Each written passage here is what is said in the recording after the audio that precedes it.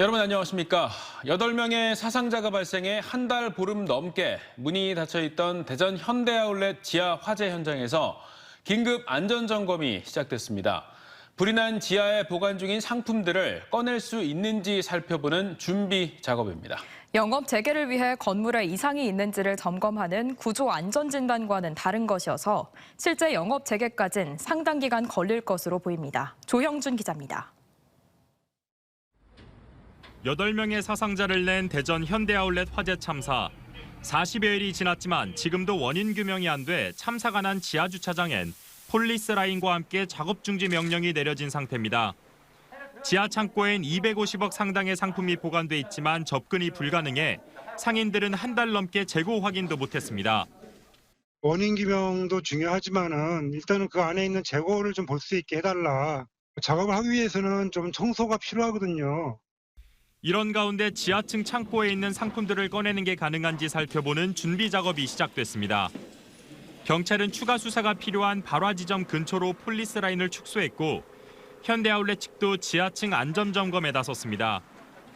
창고 진입을 위해선 불에 탄 재들을 치워야 하는데 청소 작업에 앞서 지하로 진입해도 되는지를 외부 업체를 통해 확인하는 겁니다. 대전고용청도 현대 측이 지하층 청소를 위한 안전대책을 마련하고 아울렛에 내려진 작업 중지 명령 해제를 신청하면 심의위원회를 열어 이를 검토하겠다고 전했습니다. 작업 중지 명령 해제까지는 최대 한 달가량 걸릴 걸로 보입니다. 이번 안전점검은 영업 재개를 위해 건물 전체에 실시하는 구조안전진단과는 달리 지하층 청소와 상품을 꺼내기 위한 겁니다.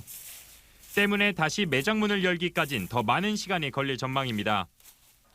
한편 지역노동계는 현대백화점그룹 정지선 회장에 대해 중대재해처벌법 위반 혐의로 수사하라고 촉구했습니다. 중대재해처벌법으로 3명이 입건됐지만 이번 참사의 실질적 최고 책임자가 빠진 건 재벌 총수 봐주기라고 주장했습니다. 또다시 솜방망이 처벌, 꼬리 자르기식 처벌로는 제대로 된 진상규명과 재발 방지 대책을 세울 수 없습니다. 이에 대해 대전고용노동청은 정 회장이 수사 대상에서 제외된 건 아니며 경찰의 현대백화점 압수물 분석 등 추가 수사에 따라 대상자는 확대될 수 있다고 설명했습니다. TJB 조형준입니다. 이장우 대전시장과 최민호 세종시장, 김태흠 충남지사가 충청권 4개 시도가 공동 유치하려는 2027 하계 유니버시아드 개최도시 선정을 앞두고 벨기에에서 막바지 유치 홍보 활동을 벌입니다. 이장우 대전시장과 최민호 세종시장은 오늘 출국하고 김태흠 충남지사는 오는 10일 해외로 떠나는데 이들은 오는 11일 벨기에 브뤼셀에서 만나 유치 활동을 벌이고 다음 날 개최도시 선정을 위한 국제대학 스포츠연맹 총회에 참석합니다. 대전, 세종, 충남북 4개 시도는 미국 노스캐롤라이나주와 경합을 벌이고 있는데 개최 도시는 우리 시간으로 오는 12일 저녁에 발표될 예정입니다. 대전 둘레산길이 한라산 둘레길과 함께 산림청에 의해 국내 7번째 국가 숲길로 지정됐습니다. 대전 둘레산길은 대전 5개 구의 주요 산과 14개의 산성을 통과하는 138km의 둘레길로 연간 118만 명이 찾고 있으며 전국에서 유일하게 산길이 도심을 둘러싸고 있어 도심 경관과 산림 생태 자원을 모두 접할 수 있습니다. 이로써 국가숲길은 지리산 둘레길과 내포 문화숲길 등 6곳에서 8곳으로 늘었으며 국가숲길로 지정되면 국가관리로 전환돼 예산이 지원됩니다. 최근 미분양 물량이 조금씩 쌓이면서 아파트 매매 시장에 이어 분양 시장까지 얼어붙는 가운데 이번 달에만 대전 충남에서 8천여 가구가 분양에 들어갑니다.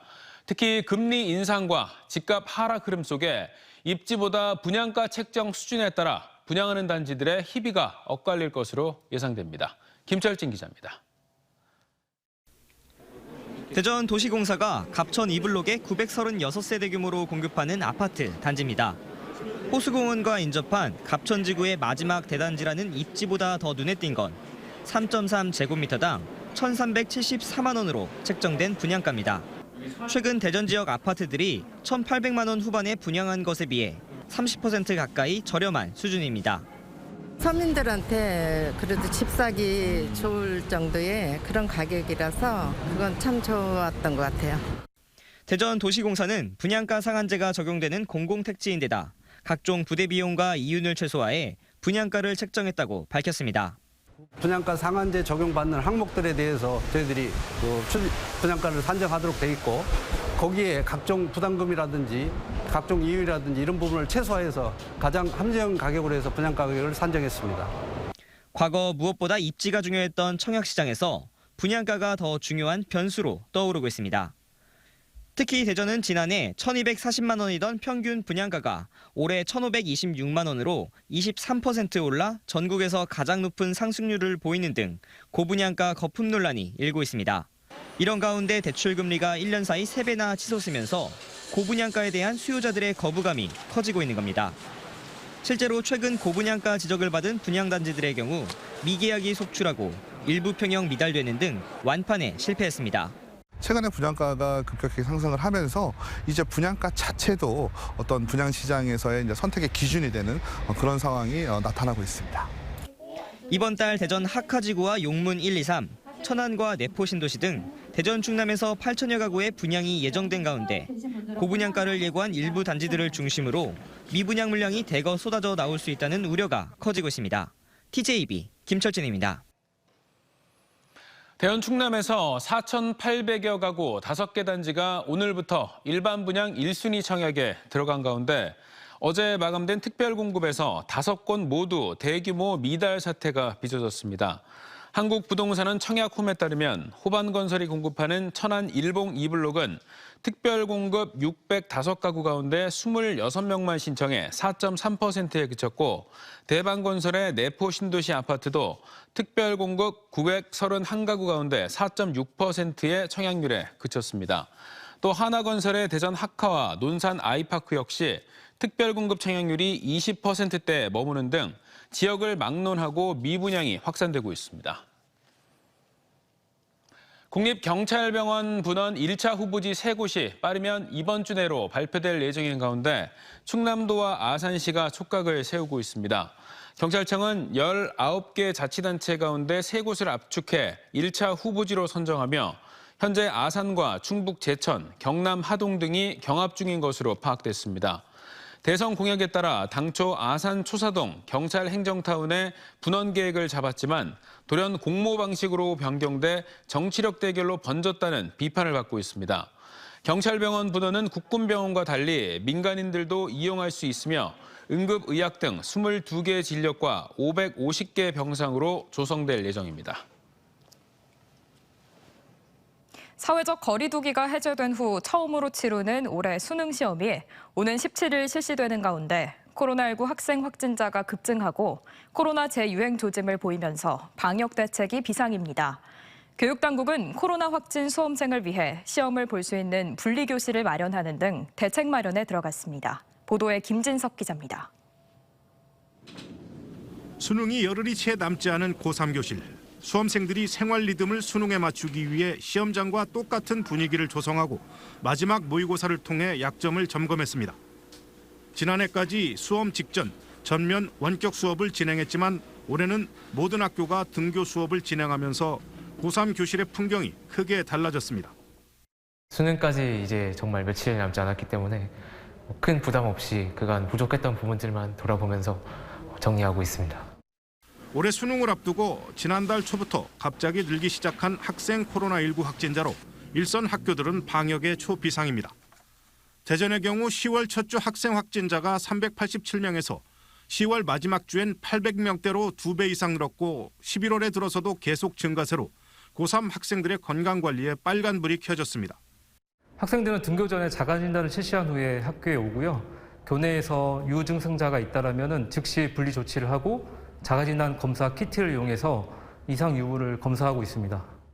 대전과 세종 충남교육청은 오는 17일 수능이 코로나19 재유행 시기와 맞물려 있는 점을 감안해 집단 감염 예방을 위한 방역 대책을 수립했습니다. 수능 3일 전부터 고등학교는 원격 수업 전환을 권고했으며 유증상자를 위해 시험장 학교마다 분리 시험실을 마련했습니다. 수험생이 격리 대상이 된 경우에는 교육청에 전화하거나 재학 중인 학교에 신고해야 별도 시험실에서 시험을 치를 수 있습니다. 교육당국은 체온 측정 시 유증상자는 당황하지 말고 감독관의 안내를 받아 분리 시험실로 입실해 줄 것을 당부했습니다. 코로나19 자가격리자 등을 위한 별도 시험장을 2개 지정하였으며 병원에서 치료 중인 확진 수험생을 위한 병원 시험장 1개소를 운영할 예정입니다. 시험실에서는 마스크를 반드시 착용해야 하며 분리 시험실에서는 KF80 이상의 마스크만 착용 가능한 점에 유의해야 합니다. 교육당국은 이번 수능일 동문과 재학생, 학부모들이 시험장 학교 앞에서 벌여온 응원전이 집단 전파의 원인이 될 수 있는 만큼 가급적 삼가해달라고 당부했습니다. TJB 김진석입니다. 대전과 세종, 충남의 코로나19 신규 확진자는 전날보다 3배 넘게 증가한 5,466명이 추가됐습니다. 지난주보다 15%가량 증가한 수치로 9월 중순 이후 8주 만에 최고치입니다. 대전과 충남에선 각각 2,231명과 2,577명이 확진됐고 세종에서도 658명이 추가됐습니다. 대전에서 50대 가장을 살해한 모자가 살해 뒤에도 시신을 훼손한 것으로 드러났습니다. 검찰은 42살 아내 A씨와 15살 중학생 아들 B씨에 대해 기존 존속살해 혐의에 더해 사체 손괴와 사체 유기 혐의를 추가로 적용해 구속 기소했습니다. 이들 모자는 부동액을 미리 구입하는 등 철저한 계획하에 지난달 8일 범행을 저지른 뒤에도 흉기로 시신 일부를 훼손한 뒤 화장실과 차량으로 옮겨 유기한 것으로 조사됐습니다. 검찰은 가정폭력이 범행의 주된 동기가 아님을 확인하고 보험금을 노린 범행도 증거를 찾지 못했다고 밝혔으며 다만 아내 A씨는 남편의 무시와 비하에 모멸감이 들어 범행을 저질렀다고 주장한 것으로 알려졌습니다. 대전 곳곳에서 주차된 차량에 불을 지른 36살 여성 A씨에게 항소심에서도 실형이 내려졌습니다. 대전고법 제3형사부는 지난해 11월 2일부터 14일까지 대전 서구 도마동과 변동, 복수동 일대를 돌며 차량 9대에 불을 지르고 또 다른 차량 4대에 불을 지르려다가 미수에 그친 혐의로 기소된 A씨에 대해 원심과 같은 징역 3년 6개월의 실형을 선고했습니다. 저희 TJB는 코로나19가 진정세를 보임에 따라 대전시와 세종시, 충남도와 함께 어려움에 처한 지역 기업들의 수출길을 돕기 위해 베트남 현지에서 대규모 매칭데이 행사를 열었습니다. 하노이와 호치민 두 도시에서 열린 수출 상담회에서 충청권 기업들은 역대 최고액의 수출을 기록하며 그야말로 초대박 행진이란 결실을 맺었습니다. 베트남 현지에서 김세범 기자가 현장을 취재했습니다. 충청권 기업들의 해외 진출 전진 기지로 3년 만에 다시 찾은 베트남. 코로나 여파에도 베트남은 올해 경제 성장률이 7.2%로 전망되는 고성장 국가로 매력적 시장인 점을 감안한 겁니다. 양국 교역의 큰 행사인 만큼 베트남 경제부처장까지 참가한 개막식에 이어 하노이에서 첫날 수출 상담회가 열렸습니다. 절박한 마음을 안고 온 33개 대전, 세종, 충남 기업들은 혼신을 다해 제품을 설명하고 바이어의 마음을 붙잡았습니다. 수출 계약 1,940만 불을 포함해 협상이 진행 중인 금액까지 계약 가능액 3,280만 불, 460억 원으로 당초 예상을 넘는 역대 최대 실적입니다. 베트남 경제부처장도 다시 대면 방식으로 이뤄진 수출 상담에 상당한 기대를 드러냈습니다.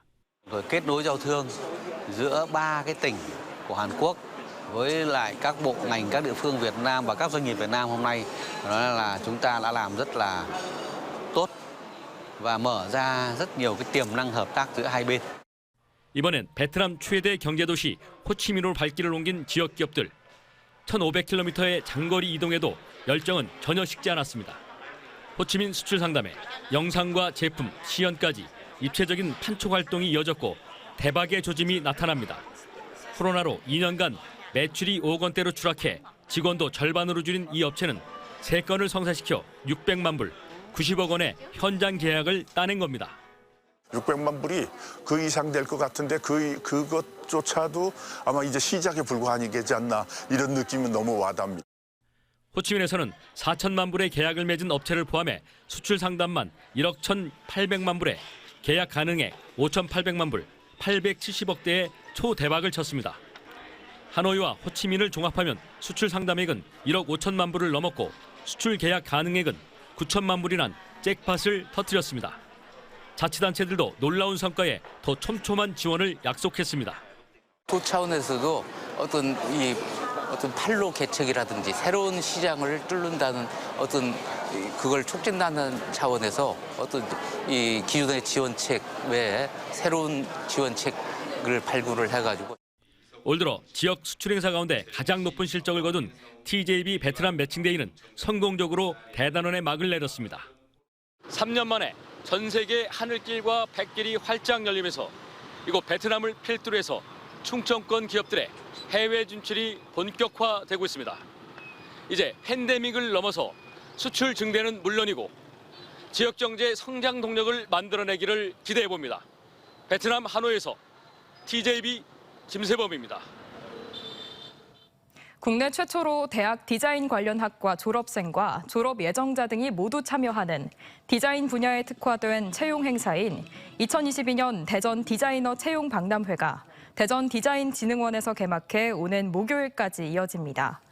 대전 디자인산업협회 주관으로 마련된 이번 행사는 지역의 디자인 전문 기업이 대거 참여하는 현장 상담과 채용 면접이 펼쳐지고 성공적인 취업을 위한 이미지 컨설팅, 취업사진 촬영 등 취업에 도움이 되는 다양한 프로그램이 마련됐습니다. 충청남도가 대선 공약인 국립치의학연구원 천안 설립을 위해 천안시와 단국대, 오스템 임플란트, 충남치과의사회 등과 협약을 맺고 유치 활동을 벌이기로 했습니다. 국립치의학연구원 천안 설립은 대통령직 인수위원회가 발표한 공약에 포함됐으며 국내 전체 의료기기 시장 10조 원 중 치과 의료기기가 차지하는 비율은 30%에 달해 연구 필요성이 높아지고 있습니다. 충남도와 천안시는 설립 위치로 천안 아산역 인근 융복합 R&D 지구를 꼽고 있습니다.